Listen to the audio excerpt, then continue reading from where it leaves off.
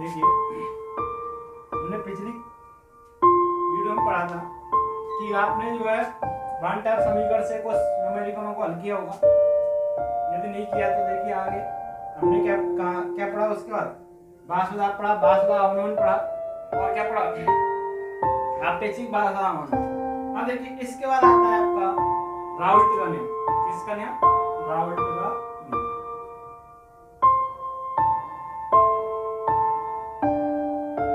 तो देखिए राउल्ट का नियम, राउल्ट का नियम, और राउल्ट के नियम देखिए क्या होता है,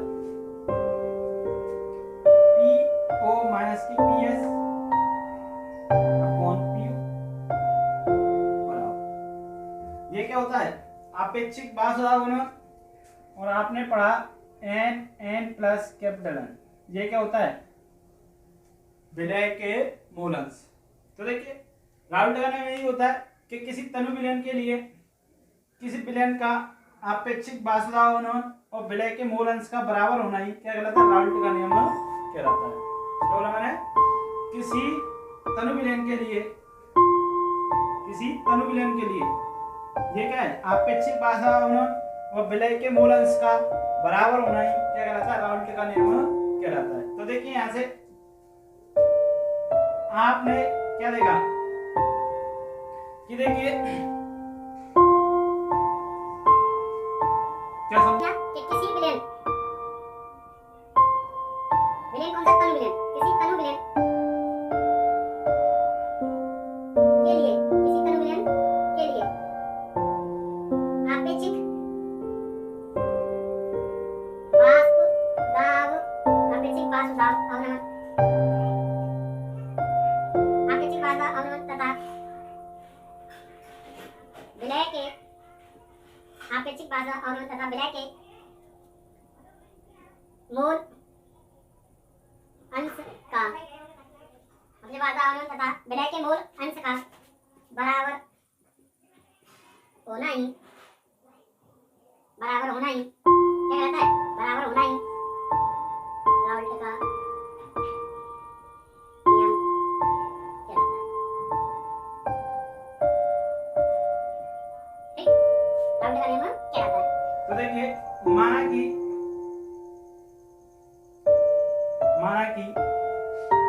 शुद्ध, माना कि शुद्ध द्रव विलायक का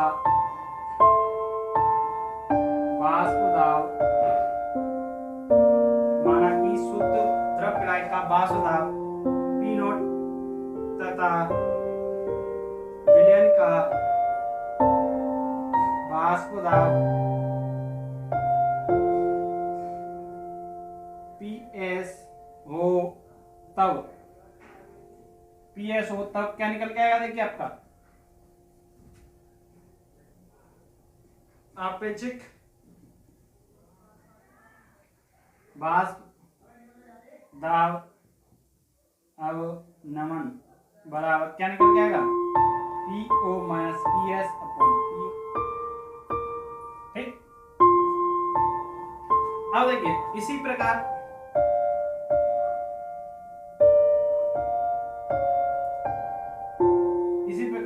विलय के मूल स्मॉल एन तथा विलय के मूल क्या हो, कैपिटल एन हो, तब क्या होगा, तब क्या होगा, देखिए अगर मैं बात करूं विलय के मूल अंश की, मूल अंश तो क्या निकल के आएगा, small N plus capital N. तो यहां से देखिए हमने अभी क्या पढ़ा, राउल्ट के नियम से ये चीज पढ़ी। तो इसके बाद देखिए मैं बात करूं राउल्ट के नियम से, राउल्ट के नियम से तो क्या निकल के आया राउल्ट के नियम से, PO minus PS upon PO बराबर small N plus capital N. इतनी बात समझ में आई। इसके बाद देखिए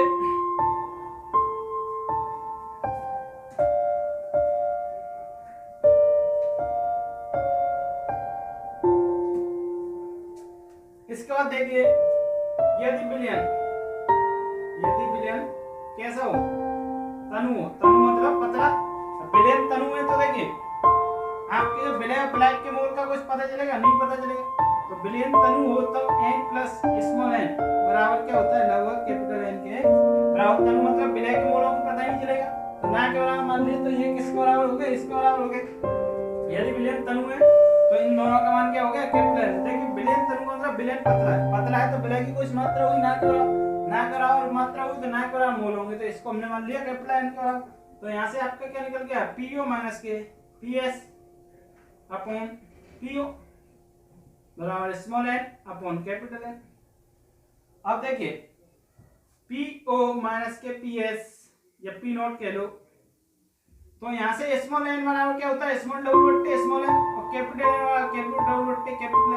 इसको हल करोगे ये ऊपर ये, तो यहाँ से आपका क्या निकल के आएगा, राउल्ट के नियम से क्या निकल के आया, PO माइनस के PS अपॉन PO बराबर small w capital M small m capital W।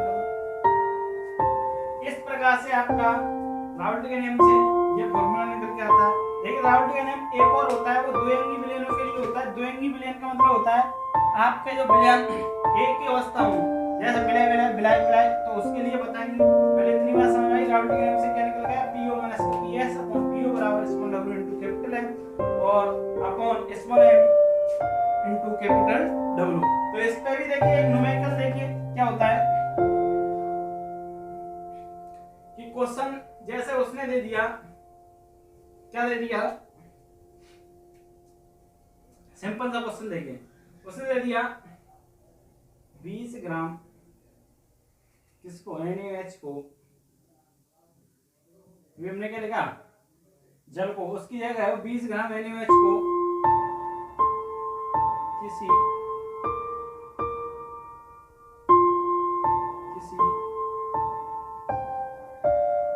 अवाष्पशील में घोला गया है, अवाष्पशील में घोला गया है, जिसका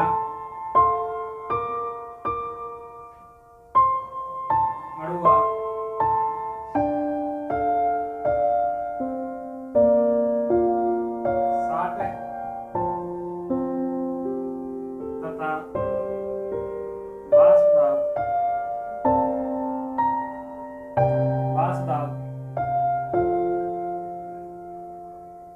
मूल का, जैसे मैं देखो तथा बाजदाब 35 mmHg से घटकर 17.515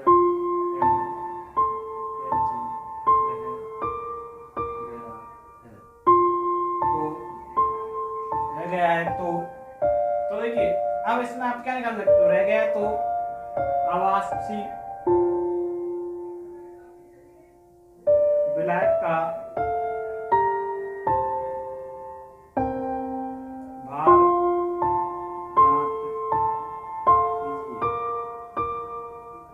अवाष्पशील विलायक का भार ज्ञात कीजिए। तो यहाँ से देखिए आप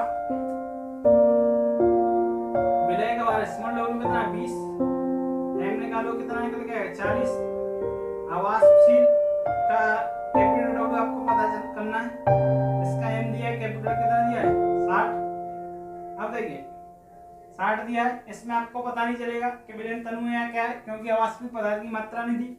अब इसके बाद देखिए PO कितना दिया है 17.535 और PS कितना दिया है 17.515 mmHg ठीक।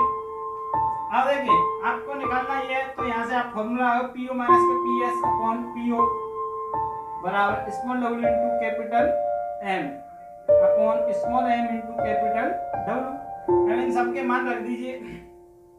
PO कितना है 70.535 माइनस के 70.515 बट्टे 70.535 बराबर small W 20, capital M 60, small M 40, small W. तो देखिए जो हल हो रहा है उसको हल कर लो। 20 दूनी 40, 2 से 30, ठीक। अब इसको हल करोगे तो क्या आएगा, पॉइंट 0 0 लो, पॉइंट 20, यहाँ से क्या पॉइंट 535 बराबर 30/W। ये इधर गया, ये इधर गया, पॉइंट से पॉइंट हट गया, तो W बराबर क्या आ गया, 30 गुणा 17,535 अपॉन 20, इससे ये गया। इसका ये 1.5 को गुणा करके आपका आंसर आ जाएगा। ये समझ में आई क्या बोला मैंने, 20 ग्राम NaOH को ये वाष्प हो रहा है जिसका वो रही है, तो वाष्प ये इस प्रकार से आपको और क्वेश्चन मिल जाएंगे इस पर, ठीक। इतनी बात समझ में आई। तो हमने क्या पढ़ा भी, उस पर न्यूमेरिकल कर लिया। क्या पढ़ा, राउल्ट के नियम से अपेक्षिक वाष्प दाब अनुमान और विलय के मोल अंश क्या होते हैं, बराबर होते हैं। अभी बताएंगे। अभी राउल्ट का नियम दूसरा होता है द्विआंगी विलयनों के लिए। इसके बाद देखिए चलते हैं आगे थोड़ा, क्या बताया हमने, क्वथनांक।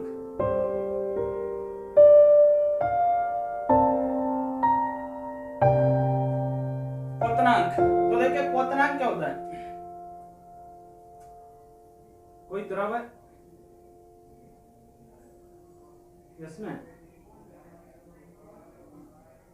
यानी वह निश्चित ताप या वह ताप जिस पर कोई द्रव द्रव अवस्था से गैसीय अवस्था में परिवर्तित हो जाता है, उसे ही उसका क्वथनांक कहते हैं। जैसे जल है, 100 डिग्री सेल्सियस को उबलने लगता है, तो इसको क्या कहेंगे, इसका क्वथनांक हो गया 100।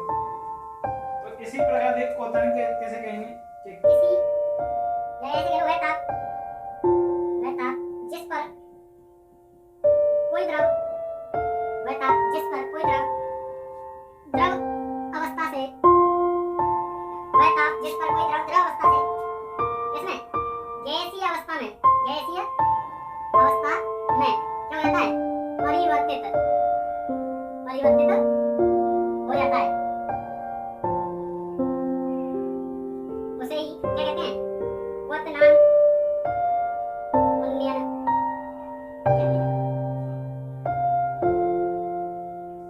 उसे ही क्वथनांक उन्नयन कहते हैं।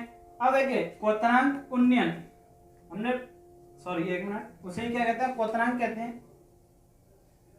अब देखिए हमने आपको विलयन के अणु संख्या गुण 4 बताए थे, वाष्प दाब, पराशर दाब, वाष्प दाब अवनयन, क्वथनांक उन्नयन और क्वथनांक हिमांक अवनयन। तो हमने क्वथनांक समझा, इसके बाद पढ़ेंगे क्वथनांक उन्नयन। तो देखिए ध्यान से समझना। देखिए हमने क्या किया कि जब किसी शुद्ध विलायक में देखिए कोई अवाष्पशील पदार्थ मिलाते हैं, कोई अवाष्पशील, ये पढ़ा था हमने वाष्प दाब में, क्या शुद्ध द्रव विलायक, क्योंकि हमने इसमें कोई शुद्ध द्रव विलायक में अवाष्पशील पदार्थ मिलाया, तो यहाँ से ये क्या बन गया, जब इसमें मिला दिया ये क्या बन गया, विलयन। तो विलयन बन गया, तो इसके बीच इसका वाष्प दाब क्या हो जाएगा, कम हो जाएगा। क्या बोला मैंने, जब किसी शुद्ध द्रव विलायक में कोई अवाष्पशील पदार्थ मिलाया जाता है तो उसके वाष्प दाब में कुछ कमी आ जाती है। इस कमी को देखिए क्या करते हैं हम, एक वायुमंडल दाब के बराबर करने के लिए क्या करते हैं हम, इस कमी को एक वायुमंडल दाब के बराबर करने के लिए इसको क्या ऊष्मा दी जाती है। अब देखिए इसको ऊष्मा दी जाएगी, तो क्वथनांक क्या है, ताप, मतलब वह ताप जिस पर कोई द्रव गैसीय अवस्था में, तो ये जल्दी अवस्था में परिवर्तित होगा, ऊष्मा इसको दी जा रही है, तो इसका क्वथनांक क्या हो जाएगा, क्वथनांक में क्या हो जाएगी, वृद्धि हो जाएगी। किसके में, विलयन के क्वथनांक में वृद्धि हो जाएगी। अब देखिए विलयन का क्वथनांक में वृद्धि होने पर क्या होगा, शुद्ध विलायक के क्वथनांक से ऊंचा हो जाएगा, या फिर ऐसे कह सकते हो कि शुद्ध विलायक और विलयन के क्वथनांक के अंतर को ही क्वथनांक उन्नयन कहते हैं। इस प्रकार से भी कह सकते हो आप। क्या बोला मैंने, जबकि शुद्ध द्रव विलायक में क्या किया जाता है, कोई अवाष्पशील पदार्थ मिलाया जाता है तो उसके वाष्प दाब में कुछ कमी आ जाती है, तो इस कमी को एक वायुमंडलीय दाब के बराबर करने के लिए क्या कहते हैं, उसमें ऊष्मा दी जाती है। ऊष्मा देने पर विलयन का क्वथनांक बढ़ जाता है। इस प्रकार शुद्ध विलायक और विलयन के क्वथनांक में कुछ अंतर आ जाता है। इनका ये अंतर ही क्या कहलाता है? क्वथनांक उन्नयन कहलाता है। ठीक, इतनी बात समझ में आई? तो क्वथनांक उन्नयन की परिभाषा आप लिख लोगे, बोलो। देखिए, शुद्ध विलायक में कोई अवाष्पशील पदार्थ मिलाया जाता है तो विलयन के वाष्पदाब में कुछ कमी आ जाती है। इस कमी को एक वायुमंडलीय दाब के बराबर करने के लिए इसमें ऊष्मा दी जाती है तो क्वथनांक में कुछ वृद्धि आ जाती है, जिससे विलयन का क्वथनांक शुद्ध विलायक के क्वथनांक से क्या हो जाता है? ज्यादा हो जाता है। क्या हो जाता है? ज्यादा हो जाता है। और विलयन और विलायक के क्वथनांक के इस अंतर को ही क्वथनांक उन्नयन कहते हैं। क्वथनांक उन्नयन कहते हैं। तो यहां से देखिए, आपने इसकी परिभाषा समझी। क्या बोला मैंने? माना कि विलयन का क्वथनांक T तथा शुद्ध द्रव विलायक का क्वथनांक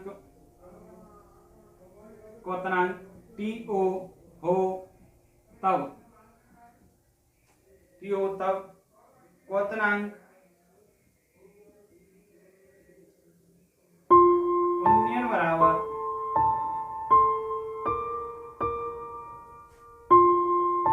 क्वथनांक उन्नयन डेल्टा T V बराबर क्या होगा? T माइनस के TO।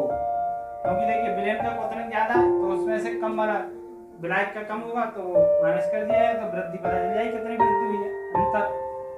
ठीक है, यानी पहले शुद्ध विलायक का था जो, और उसको इसमें से घटा दिया, जो बच गया है उससे पता चल जाएगा इसमें इतने की वृद्धि हो गई।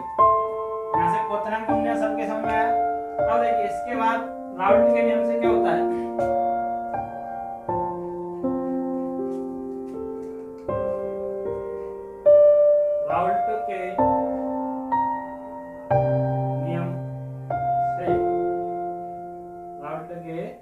से तो देखिए, राउल्ट के नियम से क्या होता है आपका? क्वथनांक उन्नयन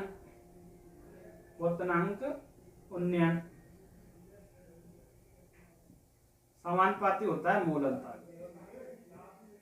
हमने क्या बोला? आपकी मोलरता ये आपका पीछे नहीं जुड़ने वाली। और क्वथनांक उन्नयन क्या होता है? डेल्टा टीवी समानुपाती मोलरता स्मॉल m।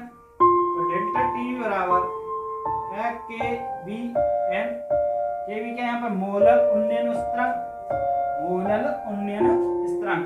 यहाँ एक स्थिरांक है। तो डेल्टा टीवी बराबर क्या आ गया? के वी स्मॉल m बराबर क्या होता है? Small W into 1000 upon small m into capital W. किसमें? ग्राम। यदि आप यहाँ से निकालोगे केवी बराबर निकालोगे तो क्या आएगा? Delta TV into small m into capital W upon small W into 1000। इस प्रकार से आप यहाँ से कई फॉर्मूला बना सकते हो। इतनी बात समझ में आई? तो यहाँ पर देखिए, यहाँ पर डेल्टा टीवी बराबर क्या है? डेल्टा टीवी बराबर क्या है? क्वथनांक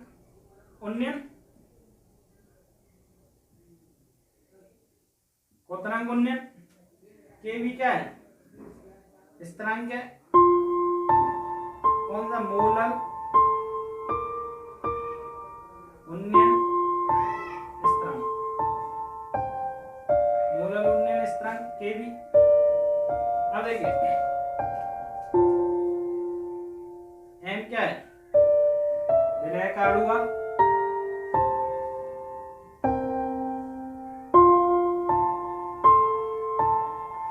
कैपिटल डब्ल्यू का है विलायक का भार।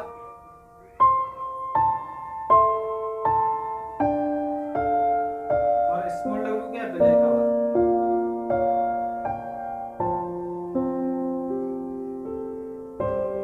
इतनी बात समझ में आई? राउल्ट के नियम से क्या होता है? क्वथनांक उन्नयन समानुपाती होते हैं मोलरता के।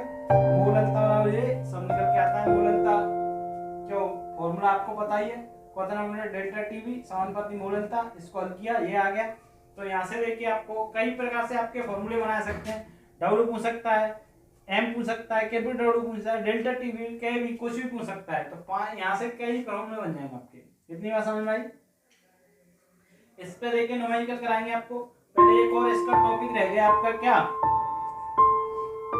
अब तक हमने तीनों टॉपिक पढ़ लिया। विलयन के अणु संख्या गुण के क्या क्या पढ़ा, परासरण, वासुदाव अवनमन, और ये पढ़ा क्या पढ़ा, क्वथनांक गुणन। अब इसके बाद आपका हिमांक अवनमन और रह गया, उसको समझ लो। इसके बाद इस टॉपिक पर इन दोनों पर न्यूमेरिकल करेंगे और इसके बाद आपका ये विलयन के अणु संख्या गुण खत्म हो जाएंगे। और इसके बाद एक या दो वीडियो में आपका ये चैप्टर क्या हो जाएगा, लगभग समाप्ति की ओर हो जाएगा। इसके न्यूमेरिकल बचेंगे, उनको हम कभी भी करा देंगे, ठीक। तो इसके बाद देखिए हिमांक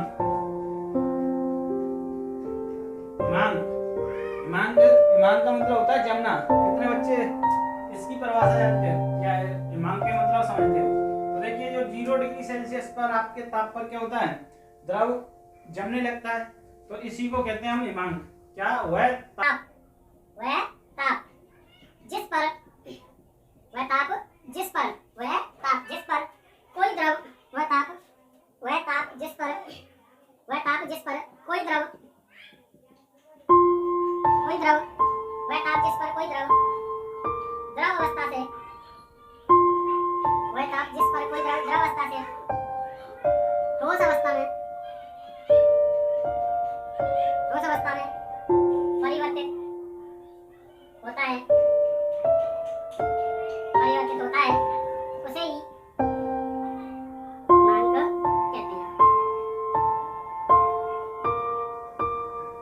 इतनी बात समझ में आई। उसे ही क्या कहते हैं, हिमांक कहते हैं। यानी ताप का द्रव का जमना ही क्या कहलाता है, हिमांक कहलाता है। तो यहाँ से हिमांक आपको समझ में आ गया होगा। अब देखिए हिमांक अवनमन,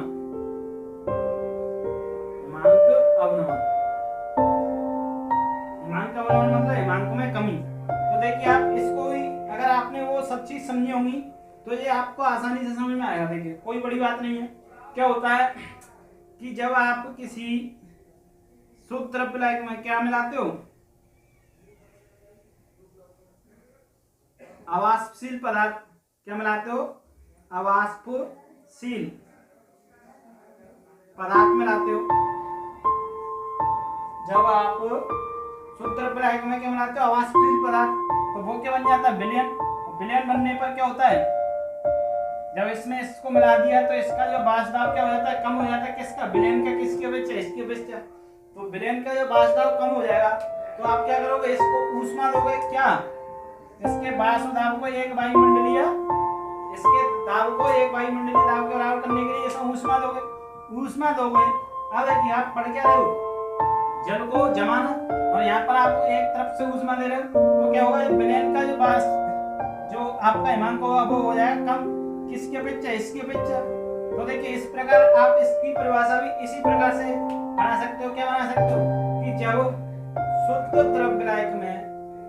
द्रव्य में कोई अवाष्पशील पदार्थ मिलाया जाता है तो उसके वाष्पदाब में कुछ कमी आ जाती है। यह कमी ही वाष्पदाब अवनमन कहलाती है। या तो इस प्रकार कह लो, या फिर क्या कह लो, वाष्पदाब में कुछ कमी आ जाती है। इस कमी को एक वायुमंडलीय दाब के बराबर करने के लिए इसमें कुछ ऊष्मा दी जाती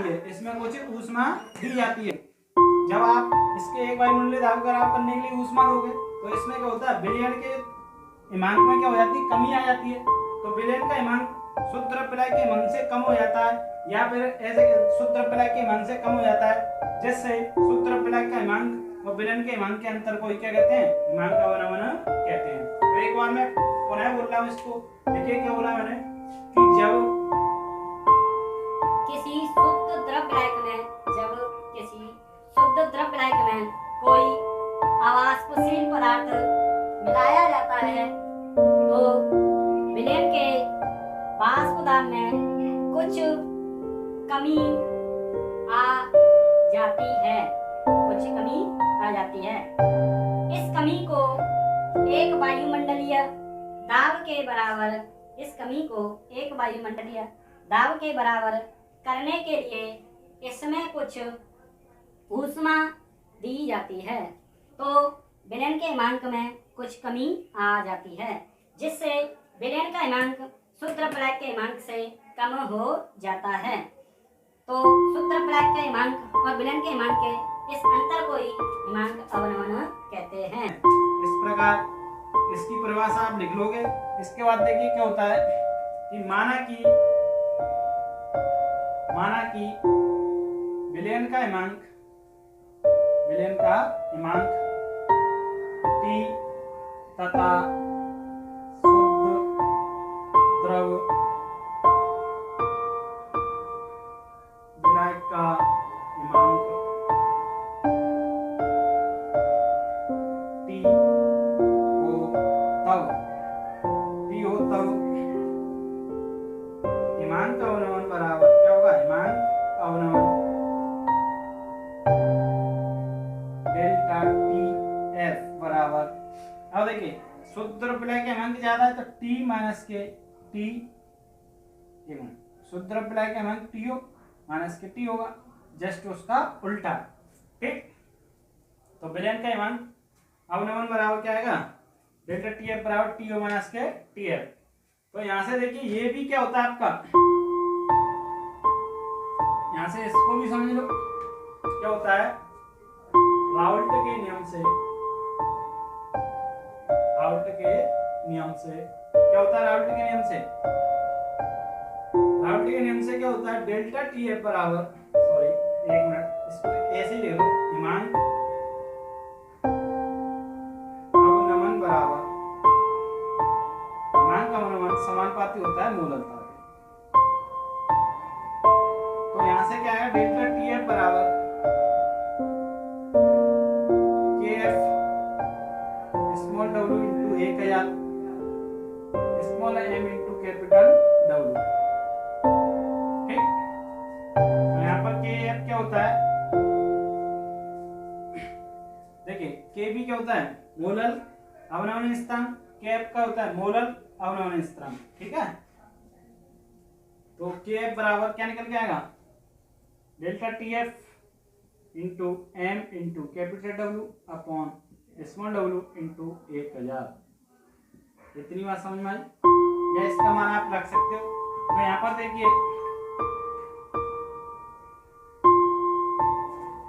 क्या निकल गया है? यहाँ पर के बराबर क्या है? मोलल अवनमन स्थिरांक डेल्टा टी एफ हिमांक अवनमन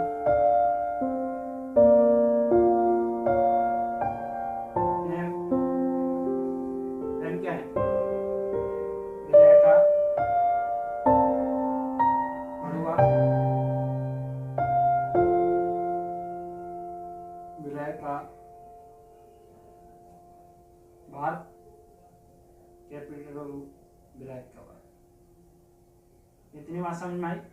तो यहाँ से आपके चारों टॉपिक खत्म होते हैं और इनके न्यूमेरिकल आपको इसी वीडियो में या नेक्स्ट वीडियो में मिल जाएंगे। ठीक, तो इस प्रकार से आपका देखिए कुछ ही वीडियो में ये चैप्टर आपका समाप्त हो जाएगा और आप सही से पढ़िए। ठीक, अगर आप इन परिभाषाओं को नोट करोगे जब भी आप इसके न्यूमेरिकल